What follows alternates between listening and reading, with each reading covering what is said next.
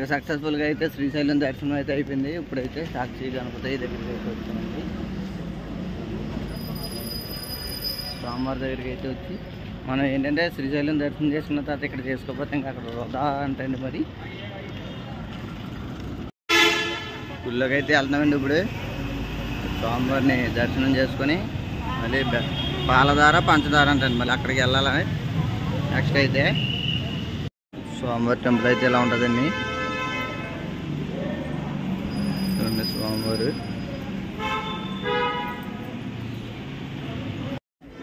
ఇక్కడైతే దర్శనం అయిపోయిందండి. నెక్స్ట్ పాలధార పంచదార అది అటకేశ్వర మఠం అంట. అది ఇక్కడైతే చూసి మరి శిఖరం అనేది ఉంది, అదొకటి. ఇవి చూసుకొని 9 రిటర్న్ అయితే అయిపోవాలి. మరి ఇప్పుడైతే మనం పాలధార పంచదార ఉంటుంది అక్కడికైతే వెళ్తున్నాం. ఎంత ఎత్తుగా ఉన్నాం చూడండి.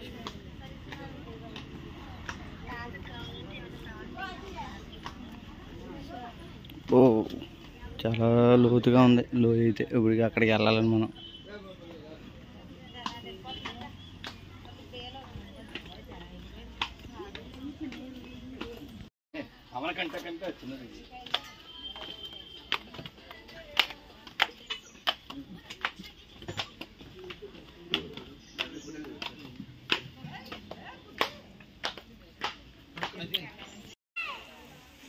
మనం చూడండి అంత ఎత్తులో ఉన్నాము. ఇప్పుడు ఆ పైనుంచి దిగాం కిందకి. ఇదిగో కనిపిస్తుంది కదండి, ఇదే పాలధార పంచదార అంటే. 2 రకాల దారులు వస్తున్నాయి. టేస్ట్ డిఫరెన్స్ ఉంటుంది అంటున్నారు మరి, కానీ వాటర్ ఎక్కడి నుంచి వస్తుందో ఏంటో కూడా తెలియదండి ఇక్కడైతేనే.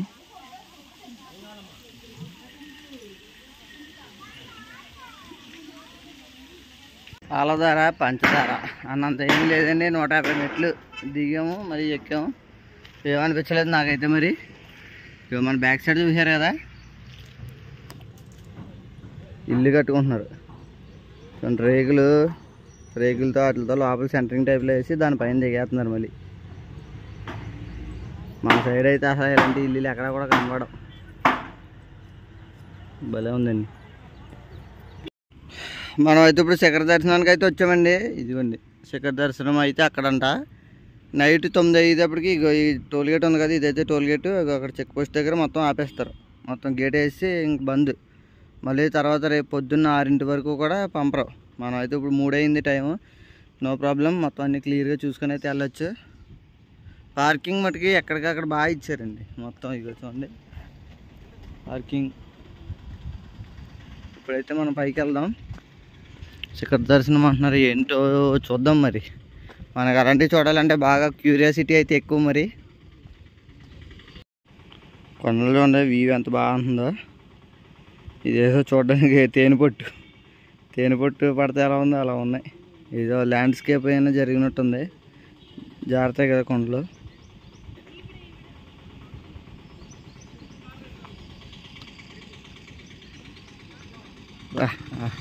మనం ఎక్కడానికే కష్టంగా ఎక్కింది మన బండి. ఫస్ట్ గేర్లో ఈ ఎత్తు ఇక్కడ ఎక్కి అక్కడ దింపేసి మళ్ళీ అలా పానిస్తాం పార్కింగ్లోకి అయితే. ఇదిగోండి స్వామివారి టెంపుల్ అయితే అక్కడ ఉంది. ఇప్పుడు అక్కడ నుంచి ఇక్కడ బైనాక్యులర్లో చూడడానికి 5 రూపాయలు అంట. అది మళ్ళీ 5 రూపాయలు అట్ట. కనిపించి అంత మాత్రం మొత్తం అడవి చూడండి ఒకసారి.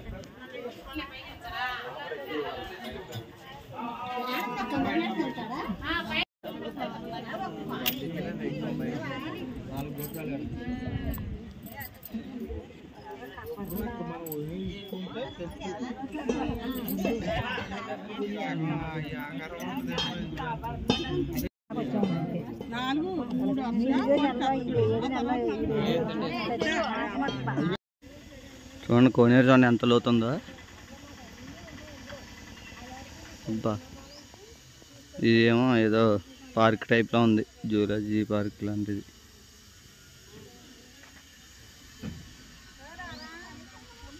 ఇంకా రావాలి కదా పాప, వచ్చేస్తున్నా. మనం అయితే రిటర్న్ అయితే బయలుదేరిపోయామండి. ఇంకా చూడండి మొత్తం కనిపించేంతా కూడా ఇంకా అడవేనండి. ఈ అడవిలో మొత్తం మనం 48 కిలోమీటర్లు అయితే వెళ్ళాలి.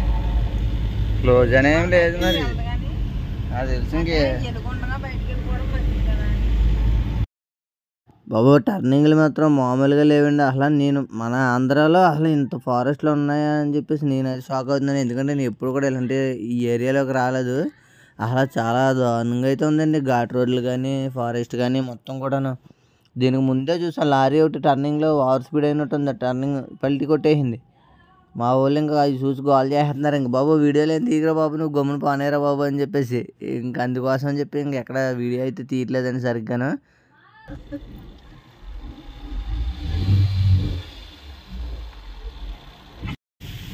వర్షాలు గట్టిగా పడుతున్నాయి కదా, వర్షం నీరు అనుకుంటా మొత్తం ఏకంగా రోడ్డు మీద అయితే వచ్చేసింది. చీరన్నీ కూడా మునిగిపోయినాయండి మొత్తం అన్నీ కూడాను. మన బండి ఏంటంటే డైనమో కింద ఉంటుంది కాబట్టి చాలా జాగ్రత్తగా అయితే చూసుకొని వెళ్ళాలి. అంటే వర్షాల్లో అలాంటప్పుడు బండి వాటి మీద ఎక్కువ తోలకూడదు. తూలినా పర్లేదు కానీ మొలకూడదు అంట డైనమో అయితేనే. మనం వెళ్ళంతా కూడా ఇంకా ఫారెస్ట్ లెక్కే ఉన్నదండి ఏరియా అంతా. ఇంకా మనుషులు కానీ ఇల్లులు కానీ ఏమీ కనబడట్లేదు ఇంకా. కానీ రోడ్లు అయితే నీట్గానే ఉన్నాయండి. కొద్ది దూరం వెళ్తున్నాం స్పీడ్ బ్రేకర్ వెళ్తుంది, మరి కొద్ది దూరం వెళ్తున్నాం స్పీడ్ బ్రేకర్ వెళ్తుంది, మొత్తం స్లో అవుతుంది జర్నీ. అందుకే చాలా లేట్ అయితే అయిపోయింది మొత్తం. మనం అయితే ఇప్పుడు మహానంది దగ్గరికి అయితే వచ్చేసామండి. బాబాయ్ మొత్తం నీరసం అయితే వచ్చేసింది ఇలా ఇక్కడ రావడానికి.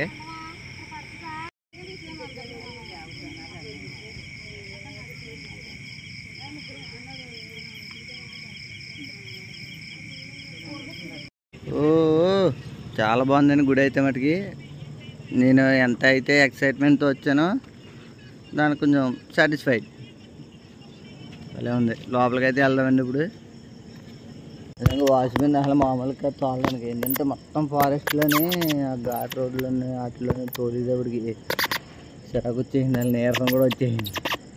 ఇప్పుడు వెళ్ళాలి ఫటాఫట్. టైం అయితే అయిపోయింది, ఇంకొక అరగంట ఉంది దర్శనానికి. అయితే వెళ్ళి దర్శనం అయితే చేసుకున్నామంటే ఇంక పని అయిపోద్ది. ఇప్పుడు కాలుతో గంట రెస్ట్ తీసుకుని ఇప్పుడు బయలుదేరాలి మళ్ళీ కోటప్పకొండకి. ఇప్పుడు వచ్చి మనం 24 గంటలు నాన్ స్టాప్గా అయితే డ్యూటీ చేసాం. మొత్తం గుడి ఫ్రంట్ లుక్,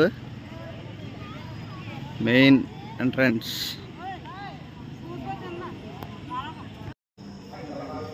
ఇక్కడ నుంచి లోపలికి అయితే ఫోన్ అయితే అలౌడ్ లేదండి, అందుకని ఇక్కడ అయితే ఆపేస్తున్నాను. సోమవారం అయితే సేమ్ సెంట్రల్ అయితే ఉన్నారు. లక్కీగా మాకైతే దర్శనం బాగానే అయిపోయిందండి. కరెక్ట్గా టైంకి వచ్చి లాస్ట్ ఇంకా మేమే అయిన తర్వాత అయితే మొత్తం క్లోజ్ అయితే చేశారు. బాగానే అయింది ప్రస్తుతానికి అయితే. ఇప్పుడు మళ్ళీ అయితే టిఫిన్ చెయ్యాలి, కాసేపు పడుకుంటే మళ్ళీ బయలుదేరాలి. 240 కిలోమీటర్లు అయితే టార్గెట్ ఇప్పటి నుంచి కోటప్పకొండకి. అబ్బో మామూలుగా లేదు. నిద్ర అయితే మామూలుగా ముంచుకు రావట్లేదు. ఇప్పుడు వెళ్ళి పడుకున్నామంటే ఫుల్గా పడుతుంది. వెళ్దాం. వ్యాన్ అయితే మన ఎదరంగా ఉంది, మంది బ్యాక్ సైడ్ అయితే తెచ్చాం. అక్కడికి వెళ్ళాలి, పడుకుందాం. వీళ్ళు వచ్చేటడికి వెళ్ళాలి. లేదని 5 గంటకు గంట ఆడుతుంది. పడుకుంటే ఈలోగా కొంచెం మ్యాక్సిమం ఫ్రీ అయిపోతాం. మొత్తం చూడండి టూరిస్ట్ ప్లేస్. ఆంధ్రాలోనే బోల్డ్ ప్లేస్లు ఉన్నాయండి చూడాల్సిన ప్లేస్లు. మనకి బాగా ఇలాంటివి చూడాలంటే చాలా ఇంట్రెస్ట్. ఇక్కడ స్వామి అయితే పొట్ట ఆకారంలో ఉంటారు సేమ్. అంటే పొట్టలో ఎలా ఉంటారో ఆ టైప్లో ఉంటారంట. అది బాబోయ్ అడవుల్లోకి వెళ్ళిపోతున్నామండి బాబోయ్. మళ్ళీ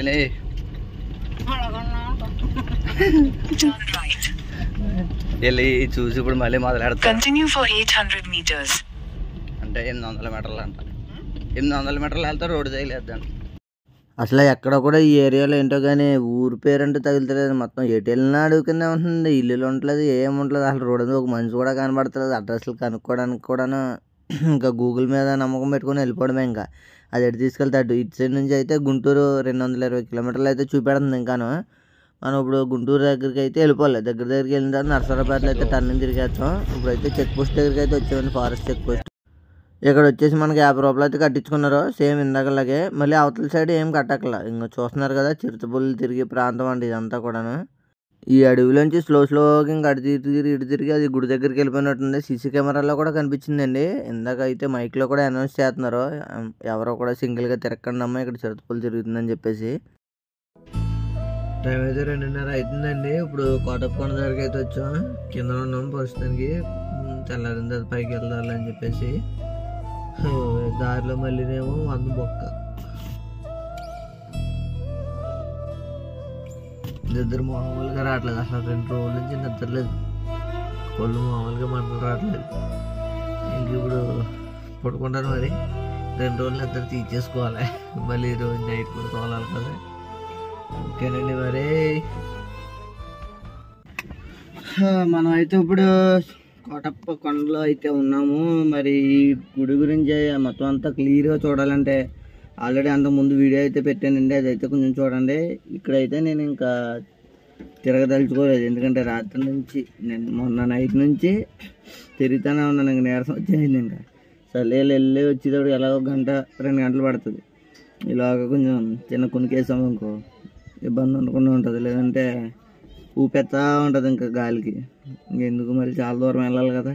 ఇక్కడ నుంచి 250 కిలోమీటర్లు వెళ్ళాలి మన ఊరు. వరుసగా ఇంకా 3-4 చూపించుకుంటాను. అందుకోసం అని చెప్పేసి ఇక్కడైతే ఉన్నా.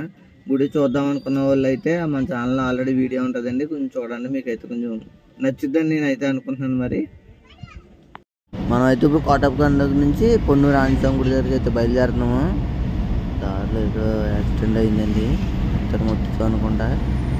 ఆగున్నదాన్ని కొట్టినట్టున్నారు. ఇంపాక్ట్ మటుకు చాలా గట్టిగా అయితే ఉన్నది. అలాంటప్పుడు ఏంటంటే మనం బండి పక్కగా ఆపుతాము అనుకుంటానే ఉంటాం, కానీ ఆపలేమంటే తెలియకుండానే ఇంకా 15 సెకండ్స్లో అంతా కూడా అయిపోద్ది. పొన్నూరు ఆంజనేయ స్వామి గుడి దగ్గరికి అయితే వచ్చామండి. ఆంజనేయ స్వామి అనే కాదు, గ్రూప్ ఆఫ్ టెంపుల్స్ మొత్తం అందరూ చాలామంది దేవుళ్ళు అయితే ఉన్నారు. కాకపోతే మా బ్యాడ్ లక్ ఏంటంటే ఇక్కడికి వచ్చేటప్పటికి గుడి అంతా క్లోజ్ చేశారు.